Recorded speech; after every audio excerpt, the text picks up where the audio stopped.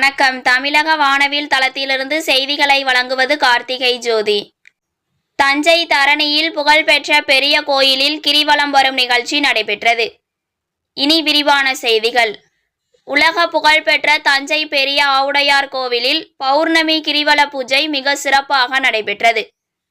50,000த்திற்கும் மேற்பட்ட பக்தர்கள் சிவபெருமானை தலையில் சுமந்து கிரிவலம் வந்து தங்கள் வேண்டுதலை நிறைவேற்றினார். தொடர்ந்து சிவ தொண்டர்களால் மிகவும் கட்டுப்பாட்டுடன் அமைதியான முறையில் கிரிவலம் ஏற்பாடுகள் செய்யப்பட்டு அன்னதானம் வழங்கப்பட்டது.